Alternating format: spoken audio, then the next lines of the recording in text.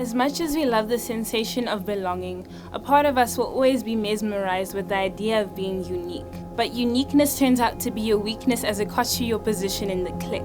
Birds of the same feather flock together to exchange our feathers for theirs to attain the acceptance to which our hearts are tethered. But who knew that the bird was a chameleon in disguise who simply despised those who were seen as high and mighty in everyone's eyes? We hate them, yet we want to be them. We desire to be known by all as the most precious gem. Shapeshifters are lurking all around. The embodiment of who we really are was put 6 feet under ages ago, and we never want that corpse to be found, as digging up the truth will lead to the revelation that that form of transformation is nothing but rotten and mundane. We've taken on so many personalities that we make the schizophrenic seem sane. The irony that comes along with cliques is much too humorous for me to keep a straight face. Your acceptance means someone else's rejection and leads them to come to the conclusion that they are nothing but a disgrace. They get shunned because they stepped 1 inch out of line, and that isn't allowed. You could try to beat an eye in that shirt, but it would never get straightened out.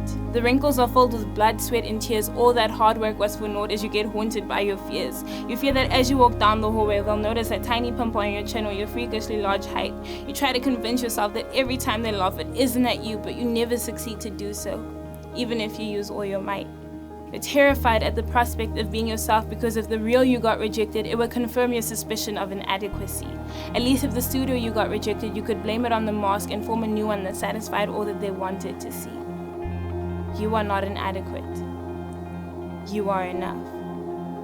You are enough. You are enough. We're all looking, but we're not seeing. Can't you see? Can't we all see that we're beautiful beings? You are fearfully and wonderfully made by the Almighty. Don't insult His handiwork by trading your true self for another identity. Trust me when I say it's unsightly. Don't change yourself, but instead better yourself. Strive to be the best you that you can be. The real you shouldn't be a relic on a shelf. Don't try to fit the mold. Create your own. As you wander down the many pathways that make up the intricate maze that is you, you'll find out how much you've grown. Because you didn't trample those wildflowers that grew through the cement. You chose to embrace all your emotions, even if it meant that for a few moments your heart would have to be bent.